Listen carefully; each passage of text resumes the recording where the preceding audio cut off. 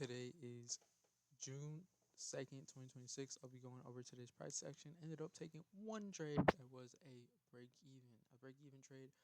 Um, so yeah, I thought it was a really decent trade. It's a little bit more discretionary because I just don't use those type of key levels, but still a really good trade. Got break even on it. Some people did not go break even, but I like my break even. So coming today, I had more of a bullish bias. What were we doing? If you go on the daily time frame, we were reacting out of a daily gap. On the 4 hour, we had a bunch of stack liquidity leading up to this buy side liquidity. If you just look at availabilities of DLLs, this is more low resistance than this because this is defended by a daily value gap. On the 1 hour, we had a 1 hour gap right here. So I wanted us to either go right here and then take it long, or we had a 30 minute, I'm pretty sure. But look, a bunch of high time frame low resistance leading up to this buy side liquidity. We also had what do we have? Yeah, we also had this 30 minute right here. So I was willing to either use this 30 minute or this 1 hour to take a long higher to all of this buy side liquidity. We also had a market maker buy model. I've been using them a bit more just to see that, but we had a market maker. What the fuck? Okay, what was that? We had a market maker buy model, and then yeah. So this is sell side of the curve. Now this is gonna be buy side of the curve. So that's what I am looking for. Very clear bullish buy today. Really nothing to go over. So yeah, market open. What do? We completely manipulate into this 1 hour gap, giving this a 15-second inversion. I only saw this later. I saw this later because I didn't realize we were in a 1 hour until later. So I only saw that later, and I saw this 15-second inversion. I mean, taking a 15 seconds into market opens kind of crazy, but I see the trade idea. We have what we have a bunch of um we manipulate into this gap right here, and yeah, we immediately get a 50-second inversion. I guess you would target all these low resistance liquidity, but this is pretty crazy play to me. But yeah, I didn't take that one because I was just looking for also boom. What do we do on ES? Also manipulate into this 15-minute gap. I'm pretty sure 15 minute. Yeah, this 15-minute gap slash 30 minute 80 minute high, 80 minute low. I mean, yeah. So I can't talk. Remanipulate that. Uh, so again, I feel like it was a decent play, a good stab at it. Get break even at the 1 minute right here. The only thing is, it's kind of like choppy price action at this point. But okay, what did we do? 930 does what? Come higher, go lower, and then what do? We immediately tap this 5 minute rejection wick. I don't really use rejection blocks like that, but yeah, I thought this was like pretty nice, because you look, what is this? We move into a 1 hour gap. We get a 5 minute rejection wick with good displacement candle out of it. We tap into it again, and then what do we get? We get a 1 minute inversion off it. So what does 930 do? Add liquidity to our overall high time frame bias and liquidity pool. What is 930 does not take away from anything. We come lower and manipulate into a 5 minute rejection block. So I really don't take rejection block plays. I never really used it as a key level, but for this, dude, I was super convicted we will go higher at this point because everything in a high time frame is showing that we wanted to go higher. Um, so I decided to take this 1 minute play right here, 1 minute version out of the 5 minute RB.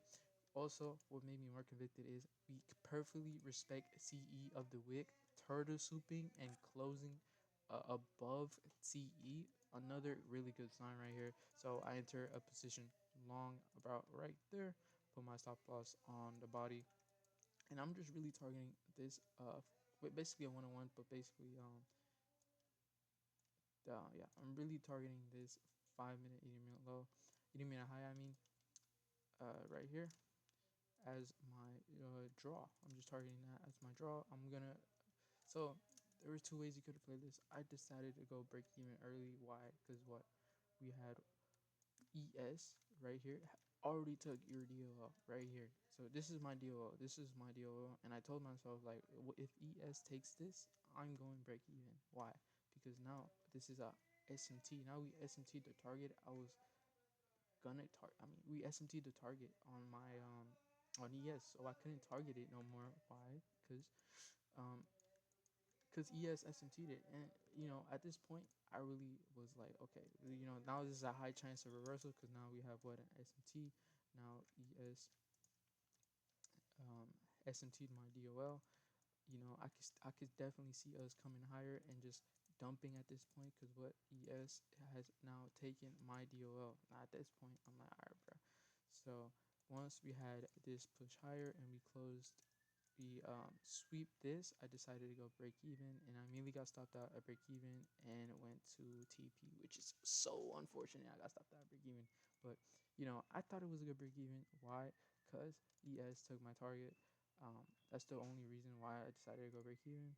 It's because ES, if I was in the trade and ES took my DOL, which was this right here, this buy side liquidity, then I would, if I had a 1-on-1, I would TP at a 1-on-1, right? But since I can't TP, I don't, because I don't have a 1-on-1, I had to go break even.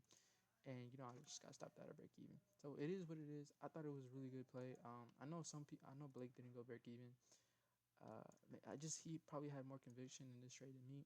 It's just, this is my first time ever entering on an RB play. I never traded like RBs. I don't really use them. I know what they are, but I just don't use them. But this is my first time like actually taking a long off of, like, actually using it as a key level. So I think that's another reason why I also ran break even. And yeah, that's really it. I mean, there's also one thing. Technically, ES could have still drawn higher all the way up here to the final, like, buy side DOL all the way up there. But at this point, like, we're super overextended in the range. We have completely, pumped all the way up here to this buy side liquidity. At this point, you know, why would I take, this trade here after ES just took all my DOLs at this point? So, this is more, I decided to go break even, and I got break even, and then went to TP, which low key sucked. You know what I mean? I'm like, damn, I could have really hit TP, but what can you do? Really nothing. Still, I like my break even. I think it was a good break even. I mean, you could play it either way. If you went break even because you saw ES taking your DOO and S&T, it's seeing like a high chance like you could reverse off here, like, good for you. If you saw this and was like, if you don't care, you didn't care about ES, then you get hit TP. So either way, good trade for me. I really love this trade. This is really A+ trade. Would we have basically everything? The only thing that's really wrong with it is you're using an RB for your key level, but that's really it. Um, you know, and kind of sucks that ES was leading and and ripping up, and NQ was just lacking the whole day. I'm pretty sure we just reversed off basically nothing. Yeah, we just reversed off nothing. So yeah, it's kind of shitty day, bro. It's just been a shitty week. I ain't gonna lie, just been kind of ass, to be honest. But that's what I took. What did y'all guys take? I didn't really take. I mean, I really only saw this maybe the 5 minute. You were convicted enough after ES taking your DOL, but so ES left this unswept. So again, it's just super bad sign of price action. This whole week has been super butt. So um, yeah. So that's really it. That's really it.